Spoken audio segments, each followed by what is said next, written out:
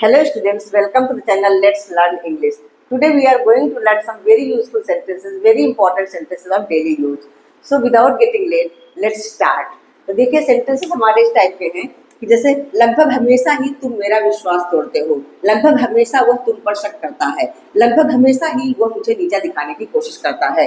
तो आप लोगों ने देखा कि हर सेंटेंस में लगभग हमेशा ये चीज कॉमन है। तो इस लगभग हमेशा के लिए हम एक फ्रेज यूज करने वाले हैं जो कि हमारी इंग्लिश को बहुत ही एडवांस बनाता है।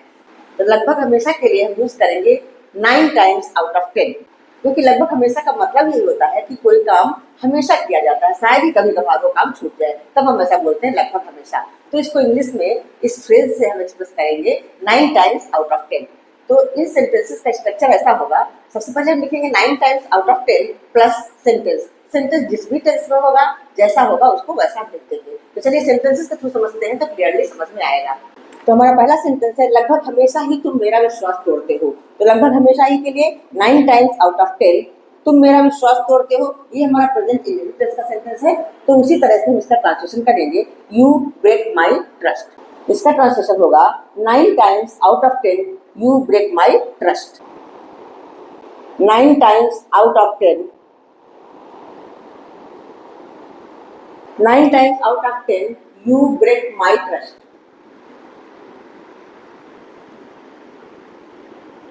ठीक है, इसका हो गया 9 times out of 10 you break my trust। Next sentence है लगभग हमेशा वो तुम पर शक करता है। इसका भी हो जाएगा 9 times out of 10 he doubts on you।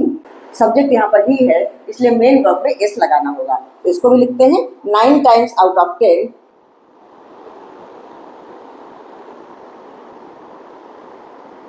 9 times out of 10 he doubts on you।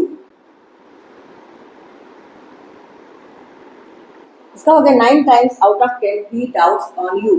Next sentence है लगभग हमेशा ही वो मुझे नीचे दिखाने की कोशिश करता है। तो इसका भी इसी तरह से हो जाएगा 9 times out of 10, यहाँ पे सब्जेक्ट वह है तो he tries to demean me।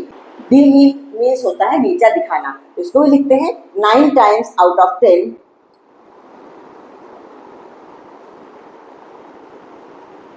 9 times out of 10 he tries, वो कोशिश करता है तो tries लिखेंगे इसके लिए हम he tries to demean me।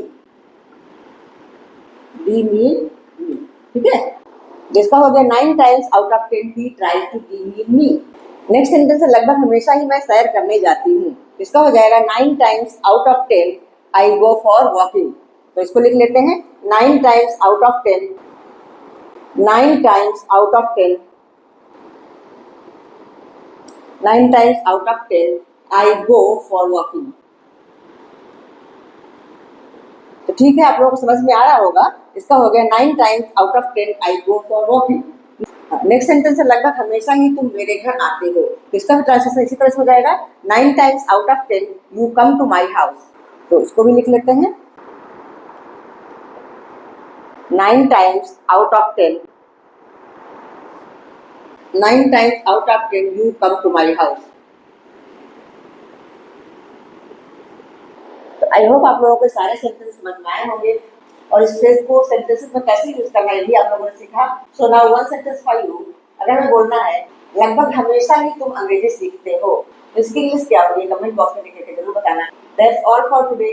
C you soon in the next video with some more useful sentences. Till then keep practising, keep learning. Bye bye.